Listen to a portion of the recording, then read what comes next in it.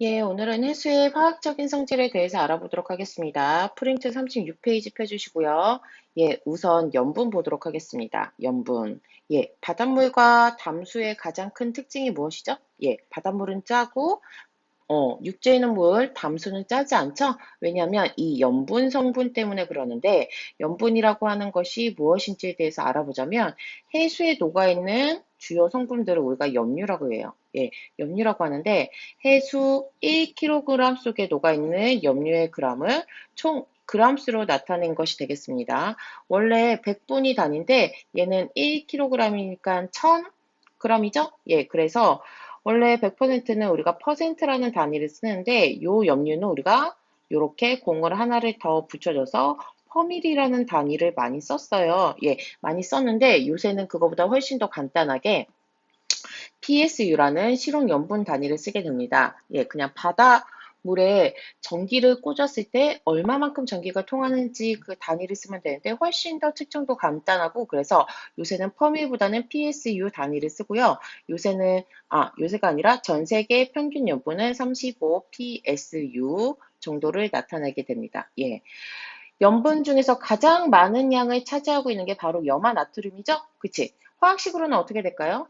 화학식으로는 여러분들 다 잘 알고 있을 거예요. NaCl, 그리고 염화 마그네슘, 그리고 황산 마그네슘 이런 순서대로 되어져 있는데 염화 나트륨과 염화 마그네슘이 가장 많은 비율을 차지하고 있다는 것 정도만 알아두시면 되겠습니다. 그러면 바닷물은 짠데 왜 담수는 짜지 않을까요? 그 이유부터 알아보도록 하겠습니다. 예. 바닷물 속에 여러 가지 화산 활동이 굉장히 많이 일어나게 되는데, 예. 여러분들 아시죠? 발산형 경계, 화산 활동이 굉장히 많이 일어나게 되는데, 여기에서는 Cl- 염화 이온이 공급이 돼요. 화산 활동으로 인해서.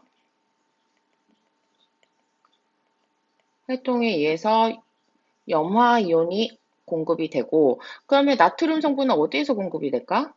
맞아요. 육지에서 흘려나오는 성분 중에 나트륨 이온이 많이 녹아져 있거든요. 그러면 얘가 바다까지 흘러 들어와서 나트륨 성분이 공급이 되면 나트륨 더하기 Ca 마이너스 하면 뭐가 만들어지죠? 맞아요. NaCl, 염화 나트륨, 소금 성분이 만들어져서 드디어 바닷속에 있는 염화 이온과 육지에서 들어온 담수 성분 중에 나트륨 이온이 들어있어서 NaCl, 즉 짠맛을 이루게 되죠. 예. 그리고 또 하나 여러분들이 알아두셔야 될 게 무엇이냐면 염분이에요. 염분비 일정의 법칙이라고 아시죠? 예. 일정의 법칙.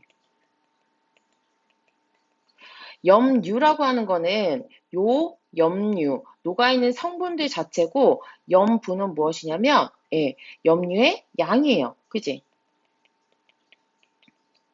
양을 나타내는 거라고 여러분들이 알고 계시면 되겠습니다. 그러면 어떤 바다는 30 PSU인 바다가 있고 바다마다 염분비는 틀릴 수 있어요. 예. 왜냐면 더 짠 바다가 있고 덜 짠 바다가 있을 수가 있거든. SU 요 세 가지 바다를 한번 비교를 해 보도록 하겠습니다. 얘는 지저분한 건 좀 지워주시고요. 음. 그러면 A의 경우, B 경우 한번 보도록 하겠습니다.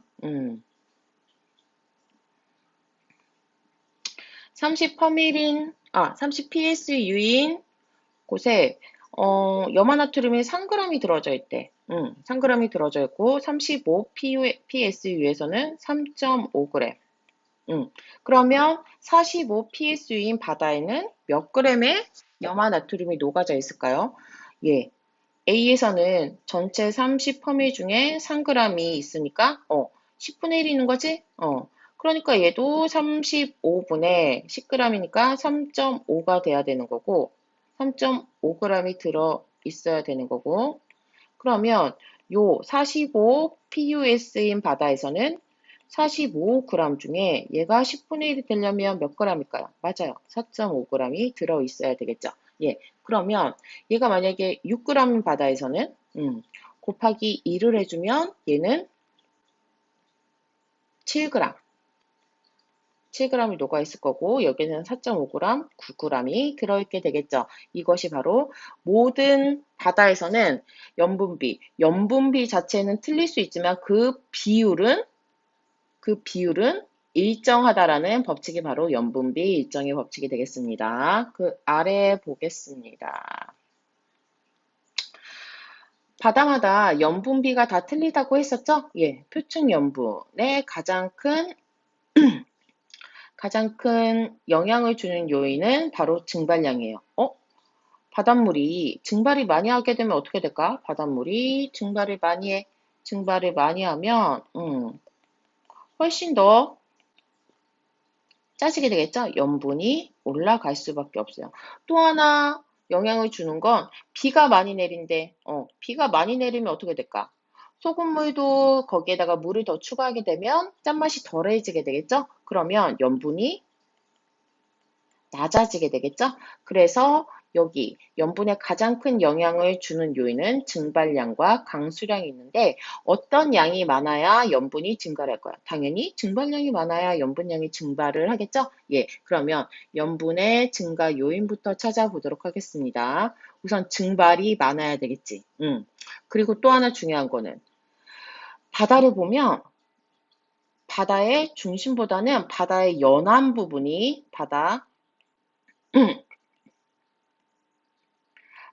연안 부분이 비교적 염분 수치가 낮아요. 왜 그럴까? 왜 그러냐면 육지에서 담수가 유입을 하기 때문이지. 예. 그리고 또 만약에 극지방에서 지금 선생님이 조금 왔다 갔다 했는데 극지방에서 만약에 해수가 결빙이 되게 되면 해수가 얼게 되면 어떻게 될까? 얘는 염류는 얼지 않고 우선은 물만 녹아요. 물만 얼어요. 물만 얼기 때문에 물이 얼어버리면 거기 나머지 물에는 염분 성분들이 더 높아지게 되겠죠? 그러니까 염분이 증가할 수밖에 없겠지. 그리고 예, 염분이 감소하는 요인 한번 보도록 하겠습니다. 염분이 감소하려면 어떤 일이 일어나야 되냐면 비가 많이 내려야 되겠지? 그치? 비가 내리는 거 말고도 또 아까 좀 전에 선생님이 얘기했듯이 육지로부터 많은 양의 육수가 들어오게 되면 담수가 많이 유입이 되게 되면 얘네들도 바닷물을 좀 농도를 낮춰주는 역할을 하니까. 그리고 극지방에서 아까는 물이 어는 경우를 얘기를 했는데 이번에는 반대로 바닷물이 빙하가 녹아. 그치? 빙하가 녹게 되면 어떻게 될까? 바닷물의 농도가 낮아지게 되면서 염분이 좀 수치가 낮아지는 경우가 생기게 됩니다. 그러면 표층 염료 좀 여러 가지 경우가 또 있는지 정리를 한번 해볼까요? 표층 염분 다른 성분도 있는데 우선은 좀 알아두셔야 될 게 태평양과 대서양을 보시면 대서양의 염분이 조금 더 높게 나타납니다. 예. 그리고 지중해도 염분이 더 높게 나타나거든요. 왜냐면 지중해는 주변에 약간 좀 좁은 바다여서 증발량이 많다고 해. 증발량이 많기 때문에 얘네들이 조금 더 높게 나타난다고 하니까 여러분들 요 정도 알아두시면 되겠고요. 예. 그 아래 보도록 하겠습니다. 우선 해수의 염분을 변화시키는 여러 가지 실험을 좀 해보았는데 우선 소금물에 수돗물을 붓는다. 그치? 담수를 첨가시킨다는 거야. 담수를 첨가시키면 염분은 어떻게 될까요? 당연히 낮아지게 되겠죠? 예. 그리고 소금물을 가열해서 증발시킨대. 그지? 그러면 물은 물 성분이 날아가게 되니까 나머지 성분. 그지? 물의 염분은 당연히 높아지게 될 거고요. 표층에 얼음이 생긴다. 그치? 결빙. 결빙이 되는 거하고 같은 효과가 나타나겠죠? 그치. 그러니까 얘도 높아지게 되겠고. 그러면 여러분들 한번 생각을 해봅시다. 저위도가 있고요. 중위도가 있고 고위도가 있어. 예, 그런데 이 중에서 염분이 가장 높을 것으로 예상되는 해역은 어디일까요? 중위도는 증발량이 많아. 증발량은 많지만 또한 무엇도 많을까요? 강수량도 많겠죠? 예. 강수량도 많기 때문에 그다지 염분이 높게 나타나지 않아요. 예. 고위도는 빙하로부터 얘네들이 해빙이 되게 되면 얘네들이 또 염분이 그다지 높게 나타나지 않거든요. 여기 중위도가 바로 고압대에 위치해져 있기 때문에 증발량이 좀 많이 나타나는 지역이야. 그치? 증발량이 크기 때문에 고기압. 그리고 비는 잘 오지 않아요. 그래서 중위도 지역이 가장 염분이 높게 나타나는 지역이 되겠습니다. 그 아래 보도록 할게요. 그래서 여러분들 정리를 해보시면 증발량이 강수량보다 많은 많은 중위도 고압대 부분에서 표층 염분이 높게 나타나고요. 예. 그리고 저위도인 적도 지역에서는 누가 더 많다고? 증발료보다는 강수량이 훨씬 더 많아. 그래서 표층 염분은 당연히 낮게 나타나게 되겠죠. 예. 중위도 고압대에서는 높게 나타나고, 그리고 극지방에서는 기온은 낮고 증발량은 적지만 빙하가 융해돼서 빙하가 녹는다고 했지? 그치? 빙하가 녹으면 물이 첨가가 되는 거야. 그러니까 당연히 표층 염분은 낮게 나타나게 되겠지. 그렇지만 곳곳에서는 약간 좀 부분적이긴 하지만 결빙이 일어나는 곳에서는 표층 염분이 높게 나타날 수 있습니다. 그럼 여러분들 여기 그림 보이시죠? 예. 요거는 증발량과 강수량을 나타내는 그래프가 되겠는데 띠로리로리로리로리 여기 0도씨인 부분 한번 보도록 할게요. 0도씨인 부분은 증발량과 강수량이 똑같은 거야. 그런데 여기에서 플러스 위쪽으로 올라가면 플러스인 부분이고 그러면 얘는 누가 더 큰 거지? 당연히 증발량이 강수량보다 더 큰 것이죠. 그러면 아래쪽은요. 마이너스인 부분은 증발량보다 강수량이 더 큰 곳이 될 거야. 그러니까 증발량 마이너스 강수량 요 큰 것은 요거하고 같은 양상을 나타내게 되죠. 그지? 여기까진 됐는데 봐봐. 증발량과 강수량 표층 여분이 여기까지는 맞는데 여기에서는 왜 낮아질까? 증발량 마이너스만 이거는 높은데, 그치? 바로 얘는 무엇 때문이냐면, 아까도 말씀드렸죠? 고위도 지역에서는 육수의 유입이 많다고 했습니다. 많기 때문에 얘네들이 염분이 낮게 나타나게 되는 거죠. 예. 그 아래 표층 염분. 그리고 아까도 말씀드렸죠? 예. 바다의 중심보다는 하천수, 한마디로 담수가 되겠죠? 예. 담수가 유입되는 대륙 근처 연안 부분의 해수는 같은 위도의 먼 바다보다, 그러니까 바다 중심보다 염분이 낮게 되겠죠. 담수의 유입.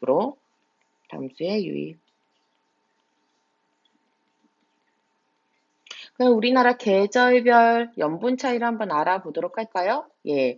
당연히 우리나라는 강수량이 어느 계절에 더 많죠? 여름과 겨울을 비교를 해보자. 당연히 여름에 태풍도 있고 그리고 장마가 있기 때문에 여름철에 훨씬 더 많이 집중이 되어져 있어요. 그러면 염분은 언제가 더 높을까?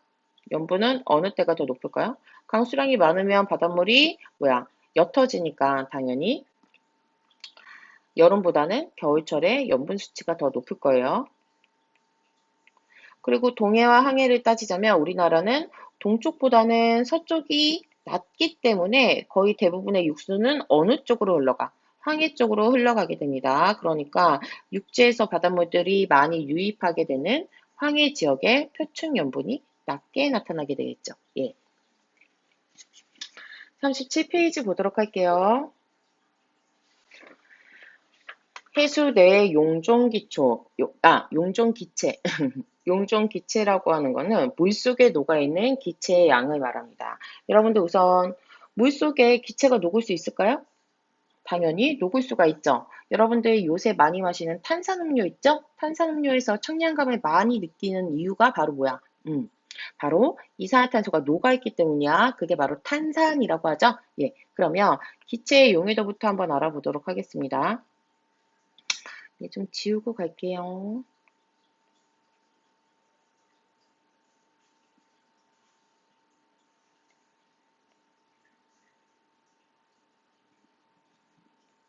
기체, 아유, 너무 흐리죠? 기체의 용해도. 여러분들은 시원한 콜라가 맛있나요? 아니면 따뜻한 콜라가 맛있나요? 예, 당연히 시원한 콜라가 맛있겠죠? 왜 시원한 콜라가 더 맛있을까? 맞아요. 탄산이온이 더 잘 녹아있기 때문이야. 그래서 얘네들 기체는 어떤 조건에서 더 잘 녹냐면 온도는 낮을수록. 그리고 염분은 어떨까? 바닷물을 지금 우리가 공부하고 있는 거잖아. 염분은 우선은 물 속에 여러 가지 물질들이 많이 녹아 있다는 거야. 많이 녹아 있으니까 기체 자체도 잘 염분이 너무 많은 경우에는 기체가 잘 녹을 수가 없어요. 그러니까 염분도 낮을수록, 그치? 낮을수록. 그리고 수압은 얘네들 꽉꽉 눌러주니까 기체가 더 잘 녹을 수가 있겠죠. 예, 이럴수록 기체 용해도가 높아진다라고, 그치? 우리가 설명을 할 수가 있을 거예요. 그러면 교재에 나와 있는 용존산소의 그래프 한번 보도록 하겠습니다. 용존산소의 그래프 어떻게 되어져 있을까? 예, 표면에서는 이렇게 높게 나타났다가 갑자기 이렇게 확 줄어들게 돼. 그 다음에 조금 더 늘어나는 양상을 보이게 되겠죠? 그러면 선생님 예를 한번 좀 구간으로 나눠서 설명을 해 보도록 할게요. 이렇게 높은 부분 A 구간이라고 표현을 할게. 그리고 여기 낮아지는 부분 B 구간, 그리고 다시 조금 증가하는 부분 C 부분으로 나눠서 설명을 해 보도록 하겠습니다. 여기에서는 A 구간에서는 이게 바로 A 구간을 설명하는 게 되겠죠? 예, 표층의 용존상소량이 많은 이유는 어떤 현상 때문에? 맞아요. 광합성.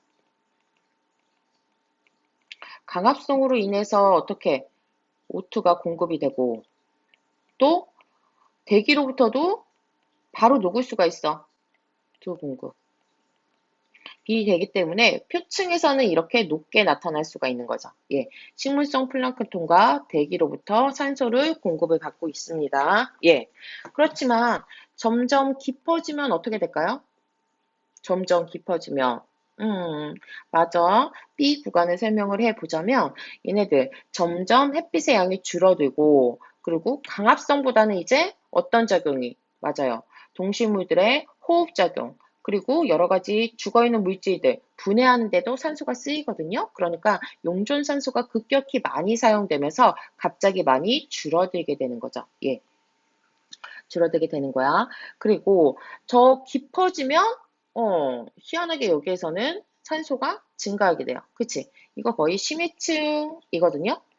심해층에서는 갑자기 왜 산소가 증가를 할까? 햇빛도 없어. 햇빛도 없고 갑자기 광합성이 일어나지도 않아요. 광합성이 일어나지도 않는데 얘는 여러분들 보시면 어디에서 공급이 되게 되냐면 고위도 지방에서는 이제 다음 시간에 배우게 될 거야. 고위도 지방에서는 표층손의 수온이 굉장히 낮아서, 그지? 표층손. 요 표면에 있는 물이 아래쪽 굉장히 깊게 내려갈 수 있어요. 깊게 내려가서, 그치? 심해 순환을 만들어낼 수가 있거든요. 여기에서 무엇이 공급될 수 있어? 그렇지. 대기 중에서 O2가 공급될 수 있는 거야. 그럼 여기 무겁게 내려간 아이들. 표층손이 낮으니까 당연히 밀도도 높게 되겠죠? 밀도도 높게 돼서 여기 고위도에서는 수온유층이 발달하지 않아요. 층이 잘 발달하지 않아. 발달하지 않기 때문에 심해까지 내려가고 얘 아래가 심해층의 순환을 만들어낼 수 있기 때문에 여기 아래쪽에 약간의 산소가 증가할 수 있는 거지. 산소 증가. 표층손, 용존산소량이 많은 표층손이 가라앉아서, 그렇지. 여기다가 적어보자. 밀도가 높다. 그래서 1000m 이하에서는 용존산소량이 약간 높게 나타나게 됩니다. 그리고 마지막, 이산화탄소 보도록 할까요? 이산화탄소. 여기도 두 부분으로 여기에서는 약간 줄어들다가 여기에서는 증가를 하게 되는데 얘도 A와 B층으로 나눠 보도록 할게요. A, B. 우선 이산화탄소는 산소보다 기체 용해도가 어떻다고 했어요? 얘가 더 커요. 그래서 용존산소량이 비교적 산소보다는 높게 나타나게 되겠죠. 예. 그러면 A층 한번 낮아지는 이유 설명해 보도록 하겠습니다. A층에서는 아까 좀 전에 말씀드렸죠? 표층에 산소가 많은 이유가 뭐라고 했어? 맞아요. 광합성을 하는데 광합성에 어떤 기체가 이용이 되죠? 광합성에 CO2가 이용이 돼. 얘가 재료거든요. 이용되니까 얘가 줄어들게 되는 거죠. 예. 그리고 B층 설명해 보도록 하겠습니다. B층 아래로 내려갈수록 당연히 어떻게 되지? 빛이 안 들어오니까 광합성 작용은 감소하고 당연히 생물들은 살아가니까 호흡은 증가하게 되겠죠? 호흡 증가하면 CO2가 증가하게 돼. 그리고 수압은 낮아지고 수압은 커지면서 기체의 용해도 자체는 어떻게 변할까? 예, 당연히 커지게 되니까 용존 이산화탄소량이 당연히 증가하게 되겠죠. 예. 그리고 여러분들 나중에 합쳐져 있는 그래프를 보시면 여기에서 한번 보도록 할게요. 이렇게 같이 나와 있는 그래프도 보실 수 있거든요. 그러면 선생님 퀘스천 하나. 산소가 CO2보다 많이 녹아있는 층이 있을까요? 녹아있는 층은 띠로리로리로리로리 여기 용존 산소량이 빨간색 그래프로 되어져 있고 그리고 용존 이산화탄소량은 파란색 그래프로 되어져 있어요. 그러면 선생님 여기 교차하는데